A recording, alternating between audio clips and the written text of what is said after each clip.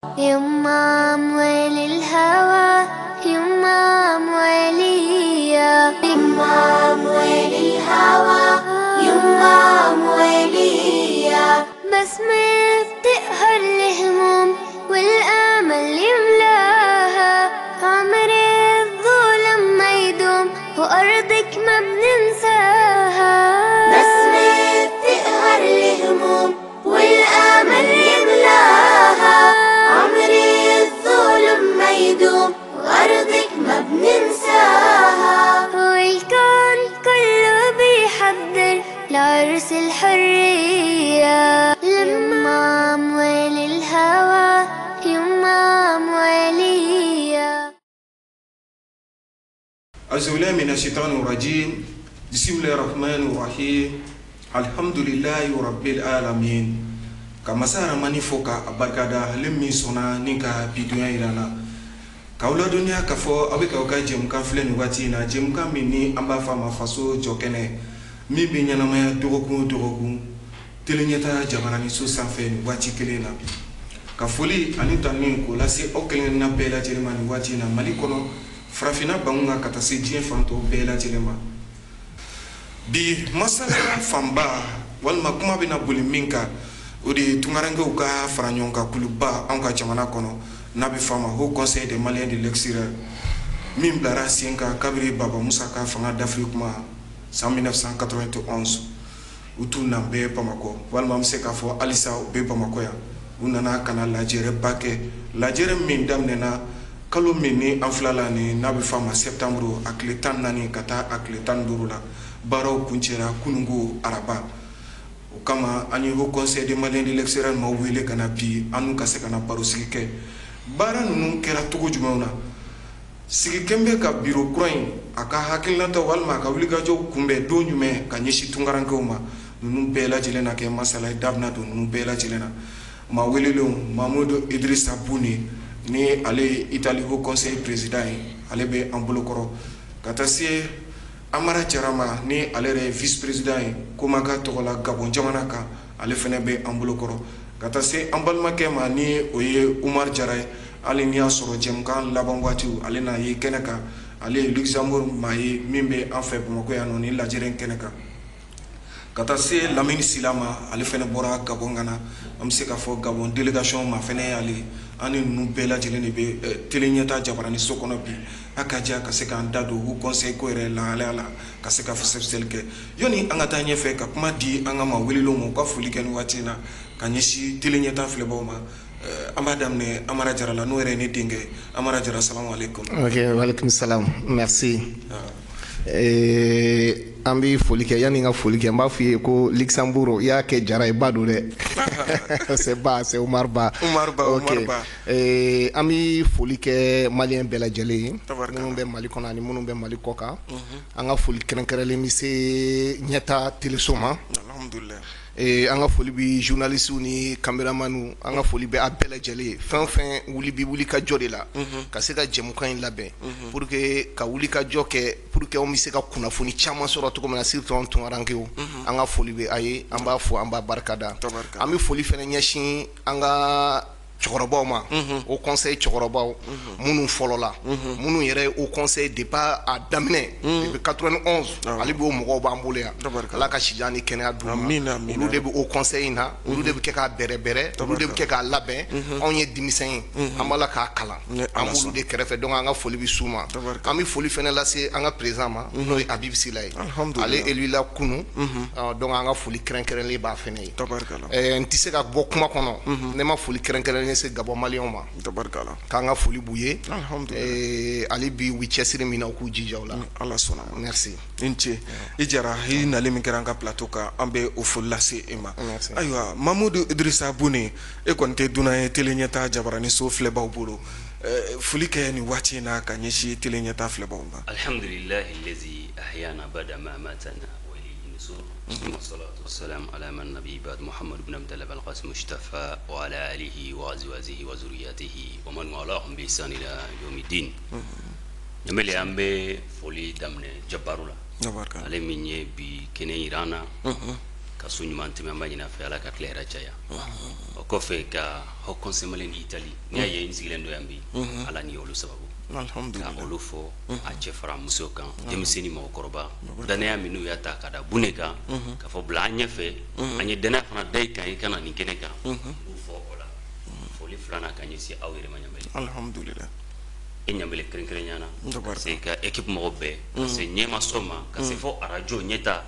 ani mɔgɔ mɔgɔ b'a lamɛn mɔgɔ mɔgɔ b'a partager ani émission fɛn fɛn bɛ yen n'u bɛ diaspora kun kan ka o bɛɛ lajɛlen fɔ k'u waleɲuman dɔn caritas bulake ka taa an ka président ba ni o ye Amadou Toumani Touré ATT ale min sɔnna k'a fɔ haut conseil ka sigi sen kan k'a fɔ ka a ɲini Ala subahana wa taala fɛ ala ka yafa ani silamɛ fura bɛɛ kɔfɛ an ka douanier fɛn fɛn bɛ yen ka daminɛ 91 kana bila bi n'olu tɛmɛna ka o bɛɛ lajɛlen fɔ ka na se fɔ an ka président ba ni o ye Habib Silaye minnu ni ale sigira ko kura ye maintenant élection kɛra bɛɛ ɲɛna 63 maintenant ale gagné na 60 contre 3 k'a fɔ ka waleɲuman dɔn ka ɲini masaba taala fɛ baara min ni a kalifara la ala ka ta fanga di an bɛɛ lajɛlen ma an ni ale bɛɛ lajɛlen wa an ka laɲini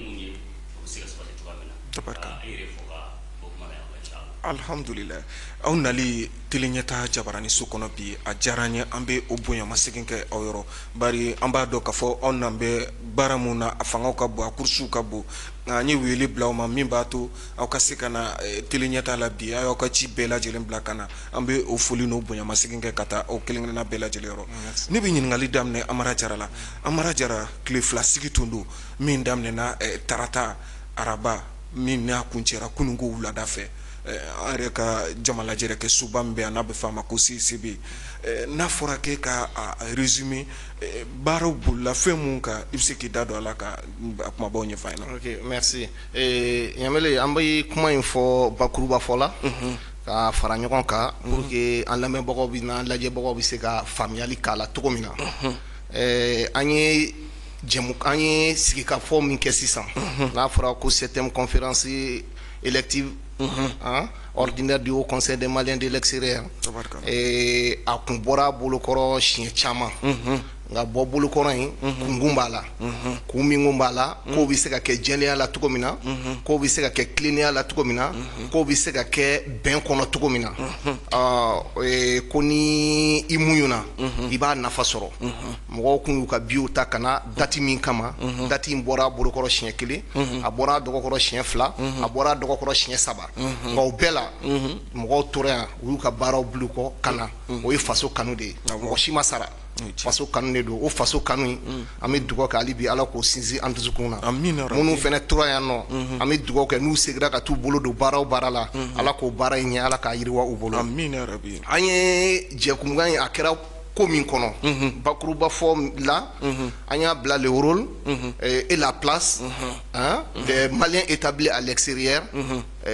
pour la transition an y'a bila o kɔnɔ quoi ko Maliens minnu bɛ kɔ kan u jɔsen mun bi sɔrɔ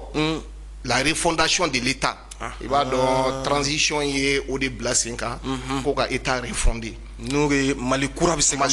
sɔrɔ cogo min na tunkarankew yɛrɛ jɔyɔrɔ min b'o la voilà donc ko in sigi in bilala o de hokumu kɔnɔna na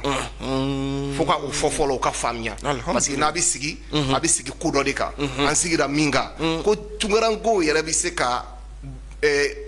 fɛngɛ dɛmɛ jumɛn se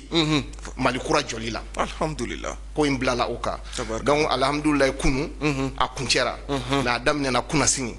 ala daminɛna kunasini n'o ye tarata ye premier ministre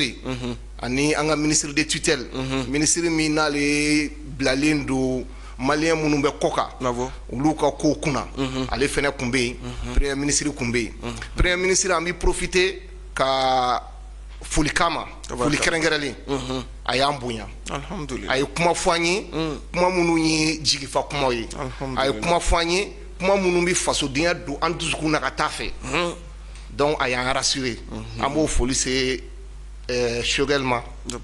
tunkarankew tɔgɔ la an bɛ foli fɛnɛ se ministre de tutelle ma depuis ko in daminɛna an n'ale de b'a baara la ɲɔgɔn fɛ an n'ale de b'a baara la ɲɔgɔn fɛ donc faranga in kɛra jamana min kun bɛ yan jamana 57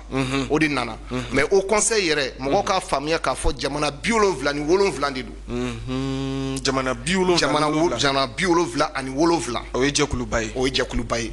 o ye jɛkuluba ye jɛkulu ɲɔgɔn ka dɔgɔn jamana caman bi kɛ kana sisan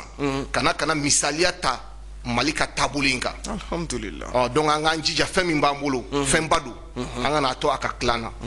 donc jamana 57 nana o jamana 57 kɔfɛ mɔgɔw fɛnɛ sɔrɔla minnu bilala an ka bulonba kɔnɔ n'a bɛ fɔ o ma ko CNT bon collectivité fɛnɛ mɔgɔ dɔw sɔrɔla minnu bilal'o kɔnɔ n'olu ye tunkarankew ye nin y'a siɲɛ fɔlɔ ye nin y'a siɲɛ fɔlɔ ye a ka kɛ o kɛra président yɛrɛ ka wulikajɔ président Abibu Sila ka wulikajɔ fɛ ala y'o kɛ o nɔgɔyara tunkarankew ye donc baaraw daminɛna an ye baaraw daminɛna ni ko damadɔ ye fɔlɔ k'a lajɛ an yɛrɛ ka jɛkulu sigimɛ fɛn minnu kan sariya minnu kan est-ce que o sariya ninnu an b'a bɛɛ wagati togoya ma wa sariya ninnu kan ka kɛ cogo di fɛ jɛkulu dɔ de bɛ sigi o la n'a bɛ fɔ o ma ko conseil d'administration an ye conseil d'administration sigi an ka siège la an kumana an ye amendement dɔw kɛ yɛlɛma dɔw donna an ka sariya taabolo la o yɛlɛma minnu donna n bɛ se ka damadɔ f'o la o damadɔ belebeleba dɔ ye mun ye o ye o conseil yɛrɛ ye ouverture ba kɛ u ye dayɛlɛli kɛ k'a fɔ anw filɛ nin ye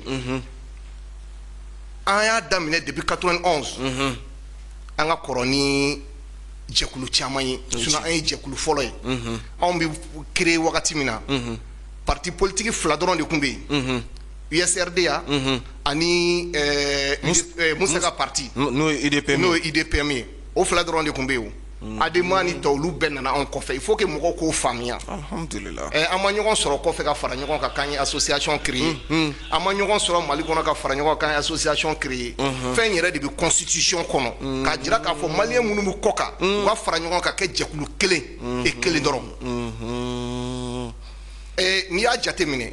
laɲini ye mun ye n'i ye sɛbɛnni yɛrɛ bɔ yen constitution kɔnɔ laɲini de ye Mali ka kɛ Mali fɛnɛ ye kɔ kan la République du Mali à l'extérieur du Mali. Parce que on minnu bɛ kɔ kan fo 6 millions mɔgɔ million wɔɔrɔ maliyɛn la minnu bɛ kɔ kan o mɔgɔ million wɔɔrɔ jamana dɔw bɛ yen olu ti hali million kelen ou bien million fila bɔ o tɛ jamana ye jamana kɔ kan o ye jamana ye jamana kɔ kan donc o de la an fana bɛ wuli ka jɔ kɛ anw minnu ye jamana kɔ kan ka se k'an bolo di an ka jamana in bɛ se ka développer cogo min na alhamdulillah Amara Jara ma kuma tigɛ la ni wulikajɔ min kelen filɛ nin ye aw fɛ nka n bɛ taa Mamudu Idrissa Bune yɔrɔ e tun bɛ ka Mamudu Idrissa Bune ka faranga kɛ Amara tun ye da don sisan amendement na yɛlɛma minnu walima sɛbɛnfura yɛrɛ kɔnɔna na aw magara fɛn mun na a kumabaw i bɛ se k'i da don a la ka dɔ ɲɛfɔ hali o conseil yɛrɛ tɔgɔ k'a falen walima o conseil des Maliens de l'extérieur Italie olu bɛɛ tun bɛ amendement la i bɛ se k'i da don a la ka dɔ fɔ ka fara Amara kan bamananw ko ni kuma dɔnso kumana i ɲɛ fɛn tɛ sɔrɔ i bolo kan awɔ ni Amara invité ɲɔgɔn n denkɛ bɛ se kuma la n y'a formé ka ɲɛ kosɛbɛ n bɛ se ka fitini dɔrɔn de fara kan alhamdulillah baaraw daminɛna i n'a fɔ a y'a fɔ cogoya min na o début an kun dimina ka d'a kan haut conseil ye confédération min ye a y'a fɔ ko parti fila dɔrɔn sinon an ka kɔrɔna tɔ bɛ yen n'i t'a kɔnɔ i t'a dɔn exactement valeur min b'a la souvent n'i tɛ kɔfɛ fana i t'a nafa dɔn k'a fɔ o ka jɛ dɔ organiser o ka bɔ a dɔgɔkɔrɔ tile fila avant tile saba a bɛ mɔgɔninfin dusu kasi siɲɛ kelen fila saba an yɛrɛ kun dimina an ka minisiri yɛrɛ kɔrɔ ne yɛrɛ en personne ka d'a kan tunga tuma caman b'a fɔ a ma nɔgɔ dɔw ye semaine kelen ta dɔw ye tile naani ta dɔw kun bɛ hôtel kɔnɔ u b'a sara don o don depuis an nana fɔ bi an ka président min yɛrɛ fana bɛ yan ni o ye Habibu Sila ye a bɛɛ ka organisation min kɛ c'est pas petit mais comme a y'a fɔ a ka kuma la an bɛ Sogɛl fɔ ne ni ale bɛ peut-être an bɛ se kuma la nka n'an sera kuma la ka tɛmɛ Sogɛl kan don min na an bɛ sa ka d'a kan Sogɛl nana a ye na kɛ basi tɔ la an b'a fɔ ka waleɲuman dɔn ka d'a kan a ye kuma min fɔ a y'an jigi tugu a ye an nisɔndiya a y'a to fana an y'an ka ko in kɛ bonya ni karama kɔnɔ an ye fɛn caman changer an ka statut kɔnɔ ka d'a kan fɛn caman kun bɛ yen ni maga kɛr'u la i n'a fɔ i da sera yɔrɔ min ma k'a fɔ haut conseil malien des pays conseil de base de kun bɛ yen nɔ bon an kɔni fɛ Italie depuis an sigira 2019 kana bila bi la Haut Conseil malien de Italie de kun b'an fɛ an taara ka taa Italie autorité la ka se ka taa n'an ka statut ye ka se k'an tɔgɔ sɛbɛn an ka se ka reconi Italie walasa an bɛ se ka projet sɔrɔ ani an bɛ se k'an da don u ka ko caman na cogoya min na mais an ma an tɔgɔ sɛbɛn i n'a fɔ Conseil de base de Malien d'Italie an y'a sɛbɛn Haut Conseil malien d'Italie maintenant o yɛlɛmani kɛra baara in kɔnɔ o yɛlɛmani kɛra baara kɔnɔ maga kɛra yɔrɔ caman na i n'a fɔ présidentw ka mandaw ka da ka yɔrɔ dɔ bɛ yen nɔ i bɛ taa sɔrɔ eri kelen ko eri fila an b'o kɛ sama-samani na président ba min n'o b'an kunna n'o ye Habib Sila ye o ka manda ko k'a kɛ san 2 ye fɛn tɛ fara a kan mais an minnu bɛ kɔfɛ n'o ye conseil de base ye olu ta ka kɛ illimité ye c'est-à-dire a ka continuer quoi i bɛ se ka 3 mandats 4 mandats 100 mandats a bɛ dépend i n'i ka mɔgɔw ni ɲɔgɔn cɛ bɛn ma kɛ o yɔrɔ la kosɛbɛ mais walasa ka kuma surunya an bɛnna mun kan o ye mandat 2 ye an tɛ se k'a fɔ e ta ka kɛ 2 ye Amara ta ka kɛ cogoya min ka d'a yɛrɛ ye démocratie tɛ sɔn a ma hali n'a y'a sɔrɔ caman y'a jira k'a fɔ yɔrɔ dɔ bɛ yen nɔ n'an y'o kɛ président tɛna sɔrɔ ka da ka yɔrɔ dɔ bɛ yen nɔ i bɛ taa sɔrɔ mɔgɔ kelen de bɛ yen u b'a choisi a bɛ baara min kɛ maliyɛnw ye ala yɛrɛ dɔrɔn de b'a dɔn ka da ka Haut Conseil ɲɛmɔgɔya jamana tɛ dɔrɔmɛ kelen di dɛ n'i bɛ ko kan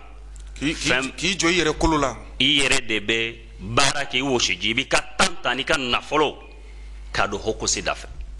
jamana kanu ani jamanadenw ka kanu kama maintenant ka mɔgɔ sɔrɔ mun bɛ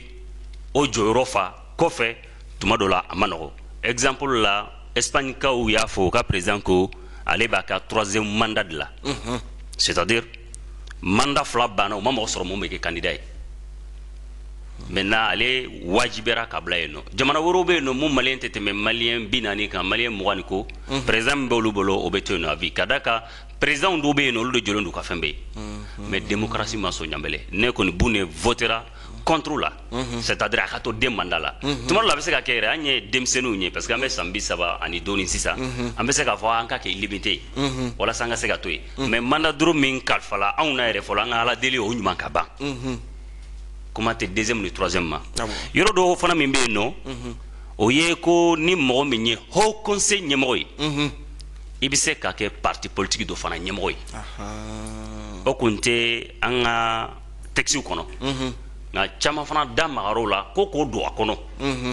o yɔrɔ fana la n ye ɲɔgɔn sama kosɛbɛ démocratie tɛ sɔn a fana ma démocratie yɛrɛ ka bila kɛnɛ ma tuma dɔ la hadamadenya a tɛ se ka taa ka da kan ne kɛra misaliya la IRD o ɲɛmɔgɔ ye ne bɛ RPM o yɛlɛma o parti wɛrɛ minnu bɛ yen o don ɲɛmɔgɔ ye ne ye e y'an ka président ye Italie ne ye vice président ye ni élection sera n'i bɛ campagne kɛ i ka laɲini an bɛ ka taa e sagona sira fɛ ni ne ma sɔn dɔrɔn balawu bɛ na o n'o kɛra e ɲanbɛlɛ min ye ɲɛmɔgɔ ye de y'a kɛ o yɔrɔ fana la an bɛnna ka o fana man ka kɛ en tant que n'i ye conseil de base président ye i tɛ se ka kɛ parti dɔ fana représentant ye kɔ kan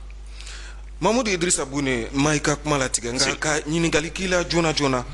an y'a ye k'a fɔ sigi in kɛnɛ ka dakuruɲa 2 yanni an ka taa sɛgɛnlafiɲɛbɔ la Habib Sila le fameux Habib Sila hali ni y'a sɔrɔ a kunkanko kɔrɔfɔw cayara aw ye danaya da ale kan maa 63 de ye kala ta maa 60 olu bɛɛ lajɛlen y'a jira k'a fɔ u bɛ danaya kurakuraya Habib kan mun y'a to danaya kurakurayara Habib kan dakuruɲa 2 i bɛ se ka mun fɔ dakuruɲa 2 ɲanbɛlɛ hali ni y'a sɔrɔ a kuma dun cayara dɛ a cayara dɛ mais n bɛ dakuruɲa 2 fɔ ka da kan ne yɛrɛ min bɛ ka kuma télé la Mali bɛ ɲɛ bɛ na n votera Habib Sila ye Italie fana ɲɛ bɛ na bɛɛ ka da kan an ka ambassadeur Ali Kulibali kɛnɛ in kan an b'a fɔ ɲanbɛlɛ e b'a dɔn ka tɛmɛ ne kan a bɛ baara min na maliyɛnw ye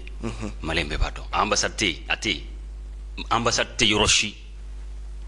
ni mɔgɔ min ma sɔn i bɛ Boune invité yɔrɔ min ka di ye an bɛ ɲɔgɔn sɔrɔ yen a ko ni terrain wulila mɔgɔ minnu b'a kɔnɔ u bɛ taa mun bɛ kɔfɛ u bɛ to kɔfɛ o don na ni Habib Sila sigilen kun don a ye n dali dɔ fɔ n y'a sɛbɛn ka bɔra n kɔnɔ ɲanbɛlɛ n bɛ sa n'a ye n'i bɛ ɲɛfɛ ko ni ko n'i y'a ye aw bɛ ka boli e bɛ to ɲɛfɛ i bɛ k'i kɔfilɛ ɲanbɛlɛ i bɛna perdre n'o tɛ mɔgɔ min b'a dɔn k'ale bɛ gagner a t'a kɔfilɛ mankan cayara plaintes cayara mɔgɔ caman kumana ne yɛrɛ ka base la Italie caman yɛrɛ ye wele o kuma caman fɔ mais ne yɛrɛ ka danaya da Habib kan ma deli k'a ye depuis Ala ye n da m'a ye vis-à-vis Habib ma deli k'a ye k'a ye siɲɛ fɔlɔ la nin conférence don ne nana yan salon 2020 n taara bage la n ye sɔrɔ bɛrɛ ɲini o y'a sɔrɔ Habib tɛ yen n taara n'an ka doléance ye n y'a di n ko n kan ka taa conseil la Daniel Dambele fɛ o ko ka président ma kɔnɔ k'a bɛ ka na n kɔnɔ ko n tɛ se ka ma kɔnɔ ko rendez-vous bɛ ni Daniel cɛ n taara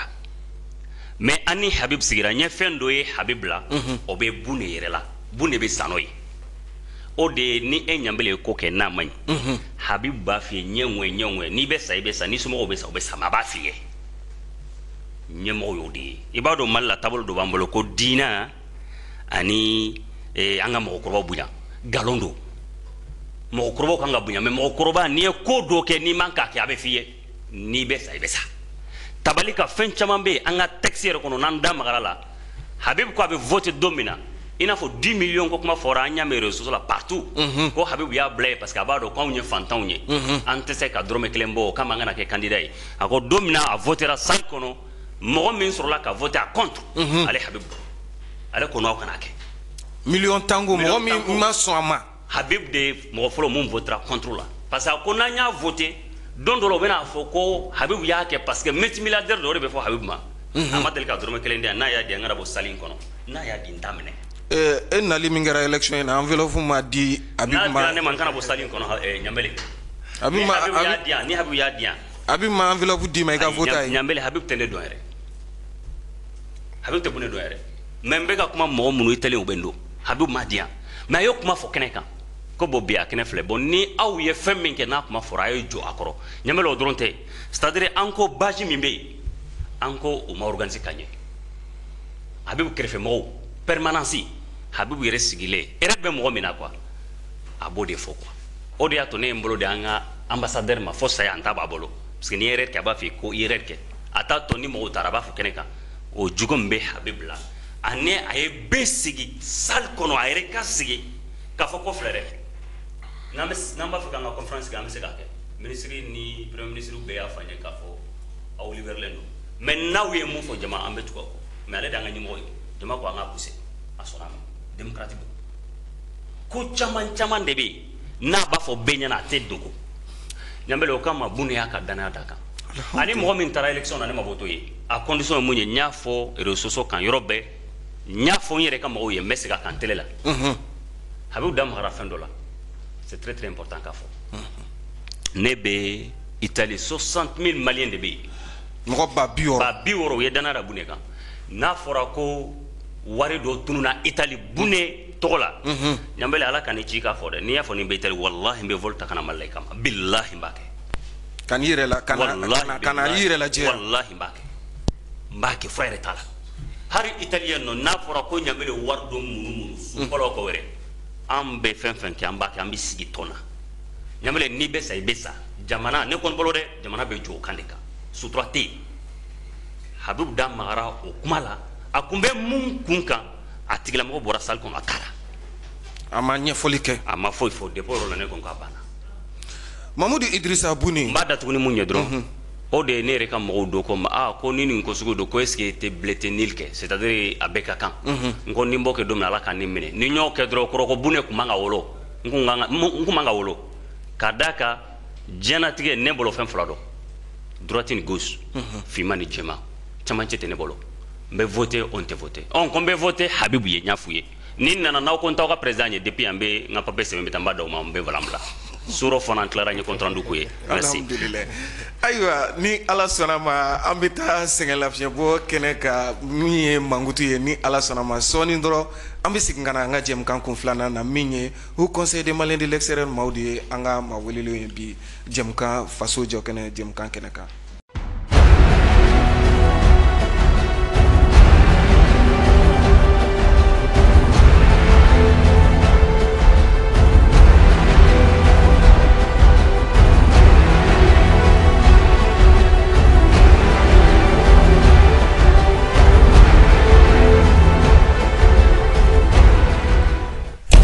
A kɛra cogo di? Baramuso ye susuli kɛ tuguni. I ko cogo di? U ye ji kura bɔ. Baramuso ka mini ji? Awɔ. Ne bɛ yɛlɛmugu fan fɛ. E bɛ yɛlɛma ka jɔn to?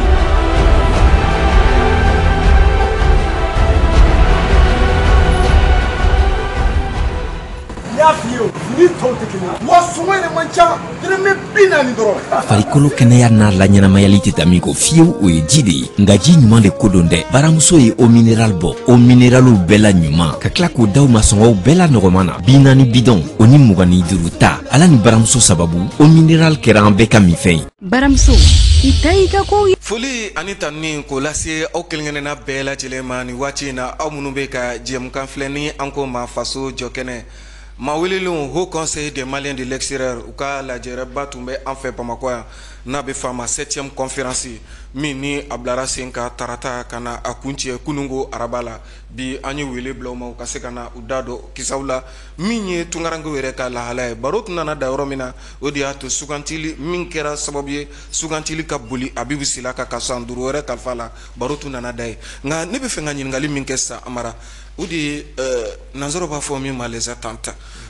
tunkarankew degun caman bɛ u kan dɛ biro sigira ne ma fili maa 19 bɔɲɔgɔnko olu de bɛn'u ɲɛsi hakaja tunkaranke yɛrɛ o conseil de base président fɛn fɛn bɛ diɲɛ kɔnɔ maliyɛnw ka degun ma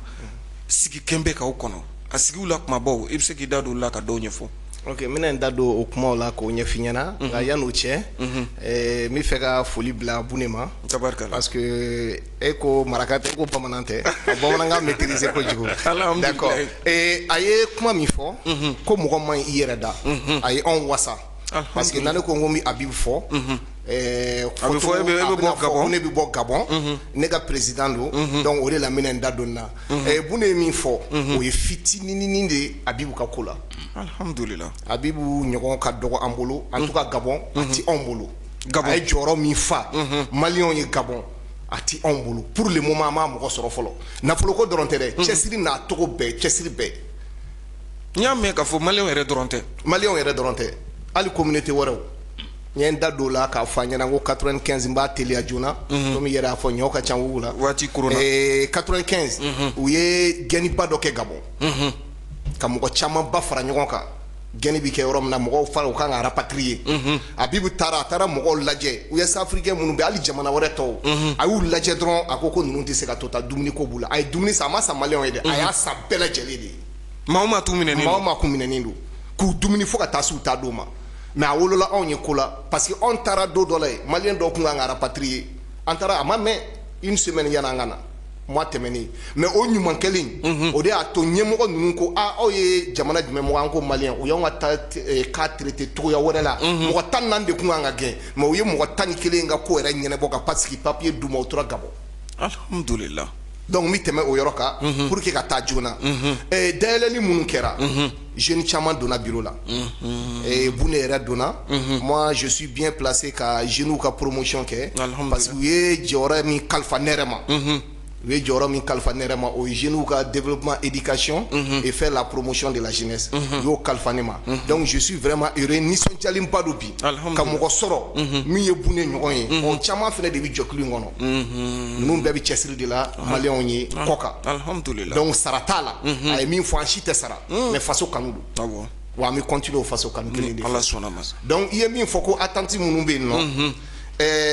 dayɛlɛli kɛra article yɛrɛ min diyara ne a bɛɛ la yɛlɛmali min diyara ne a bɛɛ la o ye an y'an jɔ an jɔyɔrɔ la ko association jɛkulu a bɛɛ ba ye anw de ye donc komi jamana kɔ kan an tɛna se ka jamana diviser k'a kɛ 2 ye k'a kɛ 3 ye k'a kɛ 1000 morceaux ye mais bɛɛ bɛ se k'i ka jɛkulu créer mais i ka don au conseil des maliens l'extérieur la an ka jɛ ka kɛ kelen ye ko kɔnɔkulu jɛlen de bɛ bi fɔ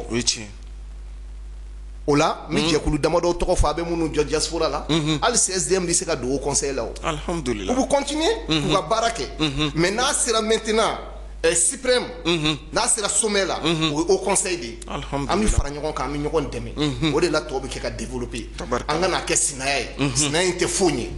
donc o dayɛlɛli o de diyara ne ye ka tɛmɛ a tɔ bɛɛ kan tabarikala a ka ɲɔgɔn minɛ an ka ɲɔgɔn minɛ dayɛlɛli filanan pour que ka confusion bɔ yen au conseil a y'a fɔ yɛlɛmali min donna la au conseil de bɛ sɛbɛn k'i ka jamana da o kan au conseil des maliens de l'Italie au conseil des maliens du Gabon donc anw mana taa sisan komaga ti fɔ anw ma tuguni la communauté malienne du Gabon o tɛ fɔ anw ma tuguni a bɛ fɔ anw ma de le haut conseil des maliens du Gabon tabarikala donc o yɛlɛmali minnu kɛra o diyara n ye kosɛbɛ musow fɛnɛ donna a kɔnɔ ka bɔ garijɛgɛra tuguni ka muso wɛrɛ sɔrɔ min bɛ commission de finance la donc dayɛlɛli kɛra n b'a dɔn talan minnu bɛ yen ne ye min ye salle in kɔnɔ a tɛna tulu tigɛ dɛ. Amara Jara tunkarankew ka degun fanga ka bon kosɛbɛ fɛn min ye sɛbɛnfurako ye les documents administratifs aw hakili b'u la wa. Hakili b'u la carte nina ko ani passeport ko hakili la i ka kuma ye o ye pour que k'a sɛbɛntiya gɛlɛyaba don. gɛlɛyaba don anw yɛrɛ ye mɔgɔ caman yɛrɛ sɔrɔ minnu ye baki yɛrɛ sɔrɔ an ka denmisɛnnin minnu bɛ yen n'u bɛ kalan na kɔ kan u ye baki sɔrɔ mais carte nina minnu b'u bolo qui n'est pas conforme u ma se ka carte nina sɔrɔ ça veut dire que u tɛ se ka passeport sɔrɔ donc u ka kalanko bloquera u ma se ka voyager ka t'u ka kalan continuer jamana kɔ kan u kan ka taa yɔrɔ minnu na dekun caman bɛ a la mais dekun ninnu ko dɔ bɛ ɲana dɔ bɛ ɲa cɛlakaw la erreur kɛra dɛ mais erreur caman fɛnɛ dun bɛ tunkarankew la. E voyage tɔ e y'i tɔgɔ kɛ Mamadu Bune ye an ka ko ye i taar'o la i ma se laɲini ma se ka sabati i ma se ka don i lasegira i sera ka taa i y'a kɛ Mamadu Mayiga ye o dun y'a sɔrɔ e adi serela ka ban ni Bune tɔgɔ ye a mana kɛ gɛlɛya ye sa wa o gɛlɛya minnu kɛra a kun tɛ se ka corriger k'i to kɔ kan c'est à dire yɛlɛmani tɛ se ka don a la k'i to kɔ kan f'i kana Bamako yan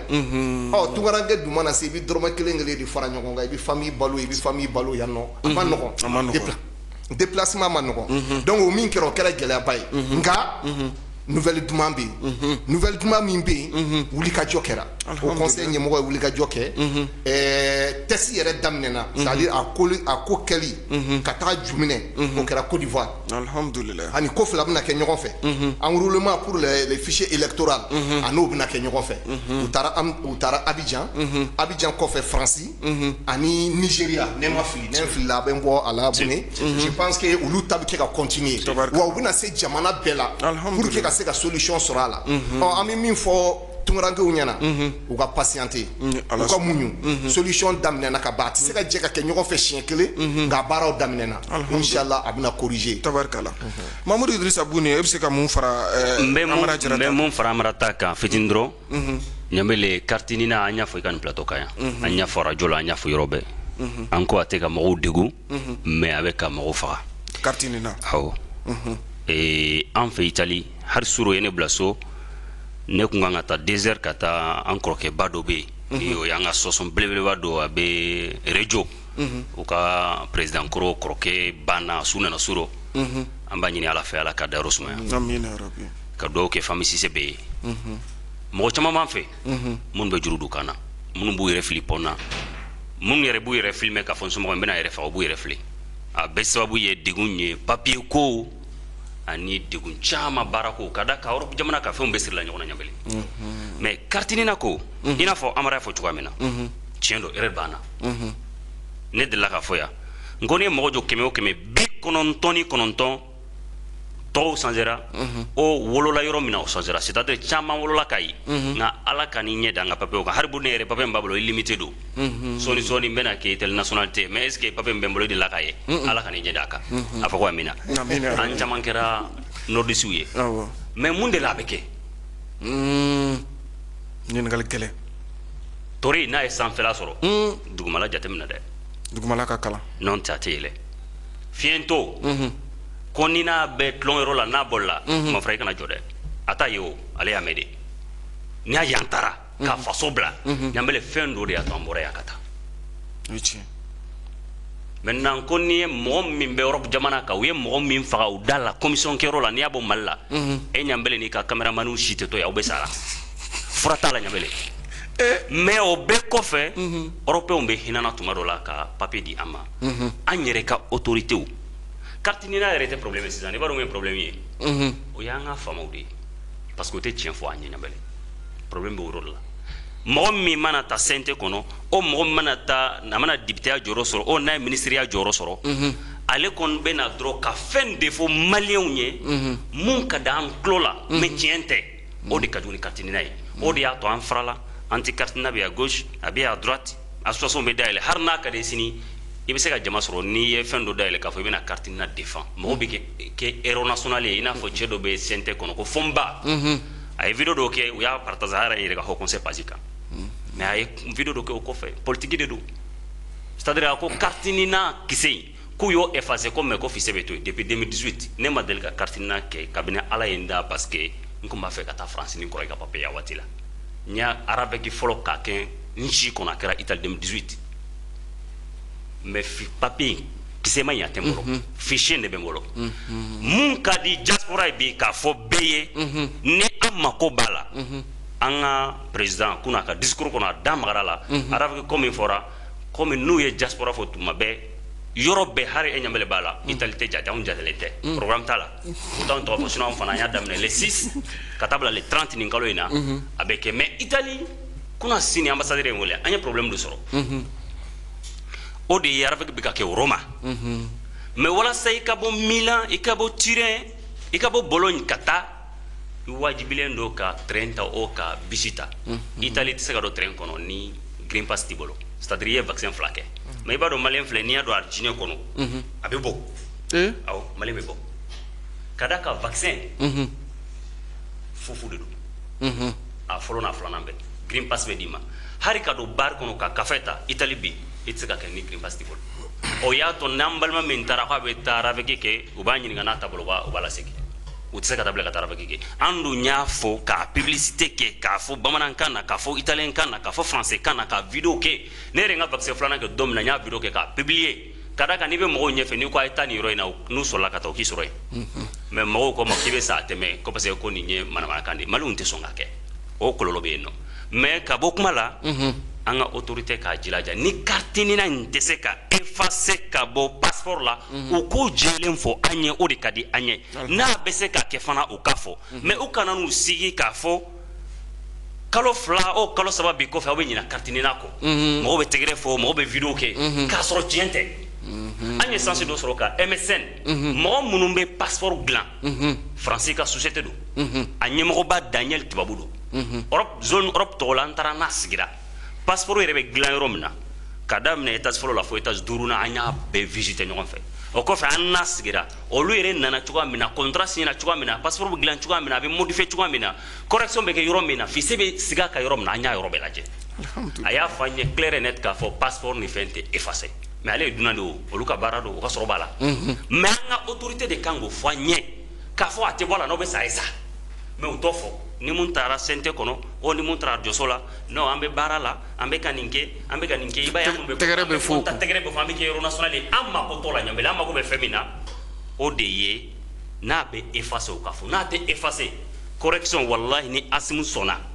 correction sini bɛɛ u b'a sigi sen kan maliyɛn bɛɛ bɛ lafiya ka d'a kan ne ye n ka données changer a b'a corriger siɲɛ kelen a banna hari Italie bɛ yen nɔ italien caman de bɛ yen u b'u ka données changer u b'a changer siɲɛ kelen bɛɛ b'a yɛrɛ sɔrɔ o la ka ɲini an ka autorité fɛ ka d'a kan nin ye olu de ka ko ye u ka kɛ ala kama u ka hinɛ maliyɛnw na mais u ka u jilaja u ka tiɲɛ fɔ an ye surtout mɔgɔ minnu bɛ yen n'u bɛ jɔyɔrɔw nɔfɛ ka d'a kan o de bɛ Mali la n'i bɛ jɔyɔrɔ nɔfɛ dɔrɔn i bɛ nkalon dɔ labɛn anw ma kalan an bɛ kɔfɛ dɛ n'i nana kuma duman dɔ fɔ dɔrɔn an bɛ girin nɔfɛ ka tɛgɛrɛ fɔ ka tɛgɛrɛ ba fɔ k'i kɛ yɔrɔ ye or k'e yɛrɛ b'a dɔn ni ala cɛ tiɲɛ tɛ mais mɔgɔw de bɛ ka sa pourquoi an tɛ se k'o jateminɛ k'a fɔ ne bɛ taa n sigi ka nkalon min fɔ walasa mɔgɔw ka tugu nɔfɛ o nkalon bɛ ka mɔgɔw fara u bɛ k'an fara Europe jamana kan anti cartina bɛ yen fɛ dɔ in bɛ yen fɛ anti cartina dayɛlɛ Italie a ma sira sɔrɔ mais u ka président ɲɛ mun ɲa a ɲɛ bɛ Bune la i b'ale de ɲininka ko Bune ye jɔn ye a b'a f'i ye Bune ye jɔn ye Bune ye fɛn min kɛ ale yɛrɛ ka papier ko la ni Covid nana Bune ye fɛn min kɛ ale yɛrɛ a b'a fɛ Bune t'o fɔ mais n'i y'a ye sama samani bɛ sɔn ka na hara an dusukun na ka ɲɛsin ɲɔgɔn ma i bɛ taa sɔrɔ mɔgɔw dun taara sigi kamanagan fɔ o de ka di an ye kuma kana janya autorité ka u jilaja ni ala sɔnna ma ka tiɲɛ fɔ an ye carte nina kɔ la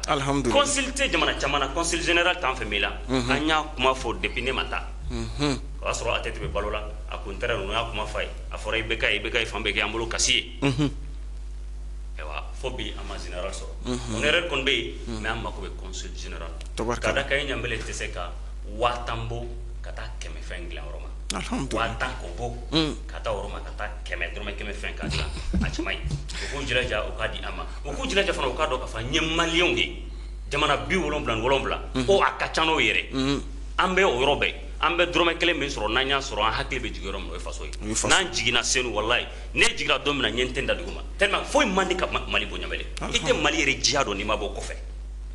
mais o bɛɛ la n'u mako b'an na u b'an utiliser an b'o fɔ u ɲɔgɔn tɛ mais n'u mako ɲɛ u bɛ ɲinɛ an kɔ ala tɛ sɔn a ma hadamadenya tɛ sɔn a ma. Merci. Merci beaucoup.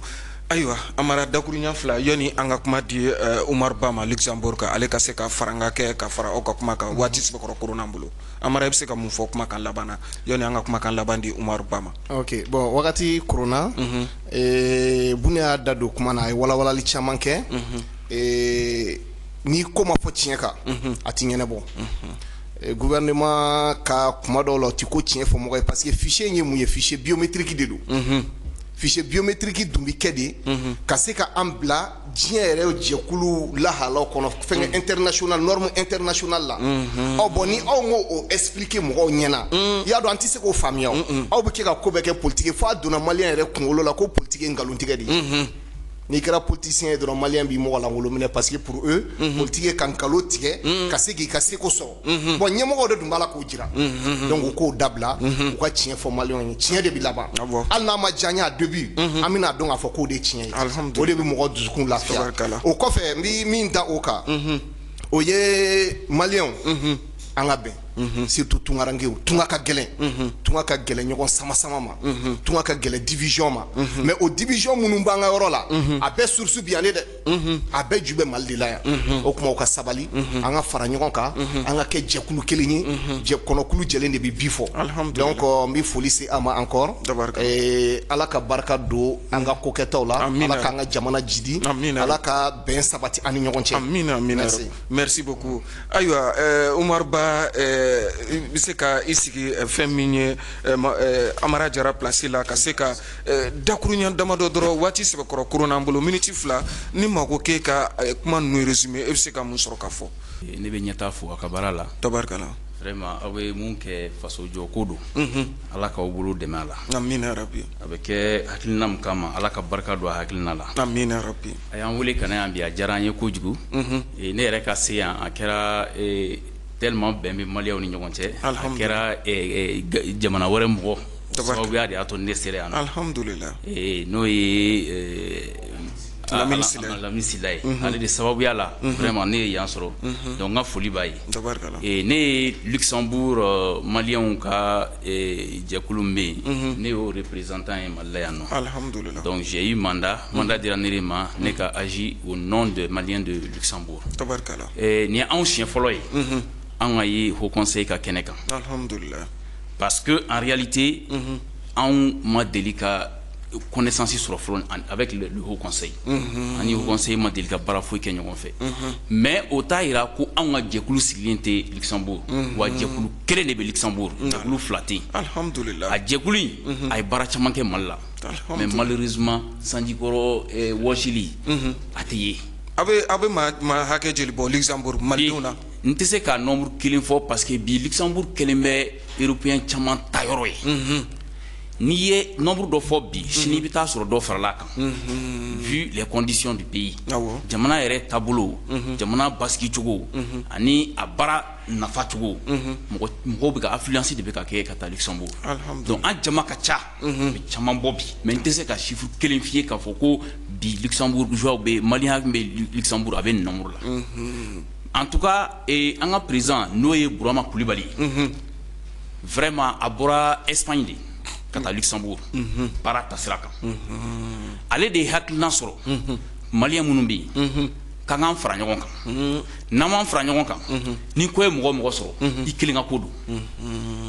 jamana o jamana maliyɛnw faralen bɛ ɲɔgɔn kan o kɛra sababu ye maliyɛn minnu bɛ yen kelen kelen fila fila mɔgɔw ye ɲɔgɔn lakodɔn ka na fara ɲɔgɔn kan an nana ye ja an jama ka ca ne yɛrɛ ka yen n'a sɔrɔ o kɛra coopération interuniversitaire de alhamdulillah o coopération de kɛra sababu ye ni ne sera Luxembourg mais ne taara ka taa sɔrɔ n balimaw bɛ u faralen ɲɔgɔn kan ne yɛrɛ sina ka far'u kan ten alhamdulillah tellement an ka baara taabolo ɲɛna ɲɔgɔn bolo u ko wa komi ne ka aller et retour ka ca donc ne ka kɛ olu ka représentant ye Mali kɔnɔ yan nɔ tabarikala fɛn o fɛn ni a kan ka kɛ Luxembourgeois fɛ ne bɛ kɛ o sababuya yan o sababuya la an ye initiative caman ta ka école minɛnw san ka taa dugu an bɛ dugu choisi ten de an t'u bɔ dɔnniya foyi t'an n'u cɛ o b'a yira k'a fɔ wulikajɔ caman kɛra aw fɛ ka ɲɛsin an ka jama an ye caman de kɛ alhamdulillah sangew sanna mɔgɔw ye minɛnw sanna mɔgɔw ye hali sisan an bɛ ka ɲɔsi mansin ni fɛnw san ka taa mais an bɛ ka nin fɛn o fɛn kɛ a si ma tɛmɛ Haut Conseil ka sira fɛ o de kɛra anw bolo et fenye fem tout mangante ka en réalité. Alhamdulillah. Onga ni ala sonama ni oni au conseil bolo dile nyoma.